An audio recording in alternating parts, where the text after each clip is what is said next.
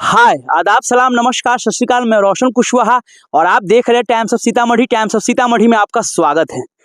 आज मैं बात करूंगा ढाका विधानसभा सीट की। जी हाँ, पूर्वी चंपारण के अंतर्गत आने वाले ढाका विधानसभा सीट, जिससे अभी वर्तमान में भाजपा के विधायक है पवन जायसवाल।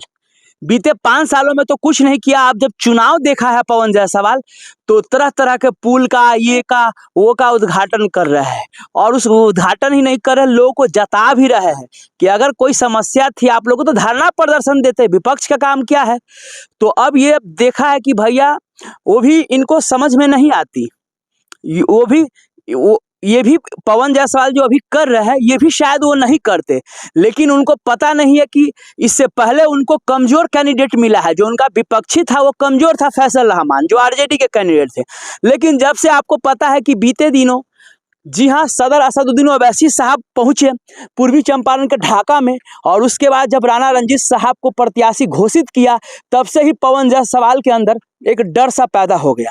पवन जायसवाल को लगने लगा कि भैया अगर हम काम नहीं किए, जो बचे खुचे महीने हैं, तो उसमें भैया हमारी हवा तो निकल ही जाएगी, लेकिन बुरी तरह निकलेगी। इतना तो तय है। इस बार ना आरजेडी ना बीजेपी, ओनली इस बार ऑल इंडिया मजलिस इत्तेहादुल मुस्लिमीन, ऑल इंडिया मजलिस इत्तेहादुल मुस्लिमीन जो धाकर प्रत्याशी दिए हैं राणा रंजीत साहब, वाकई में उनके बारे में कुछ कहना। जिस तरह से राणा रंजीत साहब का कार्य रहा है, काम रहा है, लोगों के घर घर जाते हैं, वो ना देखते हैं अगड़ा ना पिछड़ा, ना जाति ना धर्म, ये कुछ नहीं राणा रंजीत साहब देखते हैं। निस्वार्थ भाव से बस उनका एक ही मकसद है, लोगों का काम, लोगों का विकास। और इसीलिए अभी तक पूरे बिहार में ये कहा जा रहा है कि AIMM का और विधानसभा में जो हो, ढाका विधानसभा सीट जीत पक्की है। क्योंकि जब से सदर असदुद्दीन ओवैसी साहब पूर्वी चंपारण के ढाका आए, और ढाका में जिस तरह से जो रैली हुआ आतंकवाद के खिलाफ जिहाद करके, जी हाँ, और उसमें असदुद्दीन ओवैसी साहब आया, जब राणा रंजीत साहब को प्रत्याशी घोषित किए, तो उसी दिन लोगों को लग गया। और उसी समय से लोगों के हर चाय की टिकरी पे, हर लोग की जुबान पे बस एक ही नाम आता है, वो है राणा रंजीत।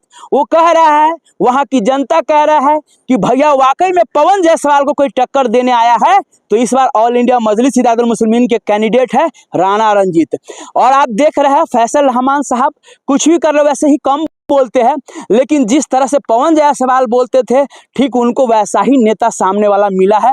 और इतना तो तय है कि भैया ऑल इंडिया मजलिस इत्तेहादुल मुस्लिमीन ढाका विधानसभा, इतना तो तय है कि ढाका विधानसभा सीट से राणा रंजीत साहब जिस तरीके से काम कर रहे हैं, जिस तरह से लोगों का मीटिंग कर रहे हैं, और जिस तरह से जो गरीब है, जो वाकई में डरे सहमे है, जिस तरह से आपने देखा जहां से पवन जायसवाल विधायक है, जिनका गांव पड़ता है, उस गांव में किस तरह से मॉब लिंचिंग किया गया, उस पे बढ़ चढ़ के राणा रंजीत साहब ने हिस्सा लिया।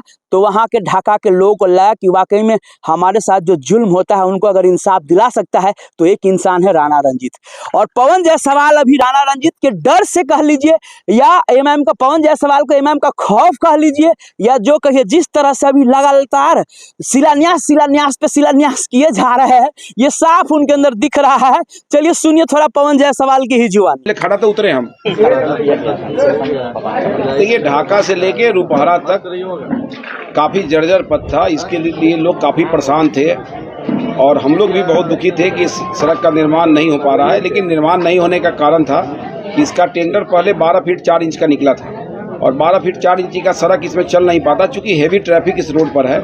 इसलिए उस टेंडर को हम कैंसिल करा दिए थे, और मैंने एकदम पर्ण कर लिया था कि हमको इसको 5.5 मीटर बनाना है, और दोनों तरफ 1-1 मीटर का सोलिंग करा के इसको 7.5 मीटर कर देना है। तो आज के डेट में ये 22 फीट 24 फीट का सड़क हो गया।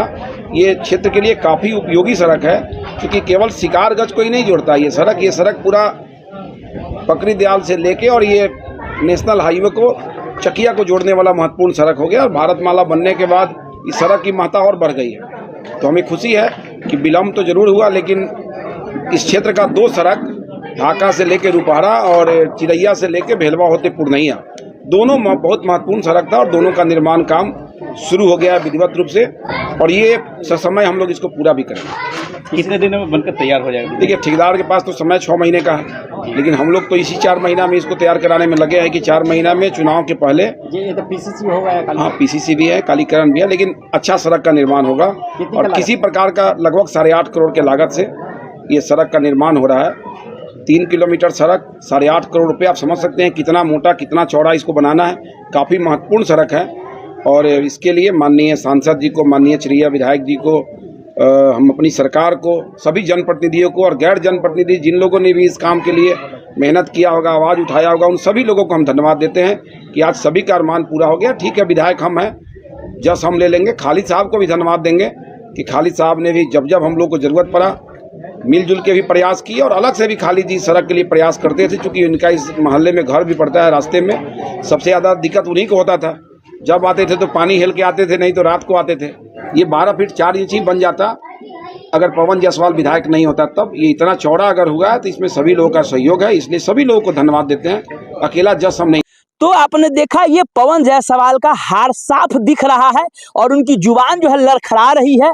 ये साफ पता चलता है कि इस बार तो गयो भैया।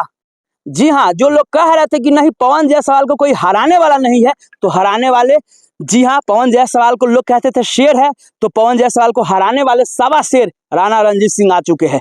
जी हाँ, और देखिए आने वाले वक्त में आपको पता चल ही जाएगा। अगर आरजेडी से गठबंधन होती है तो ठीक है, नहीं होती है तो भी बल्ले बल्ले है राणा रंजीत को।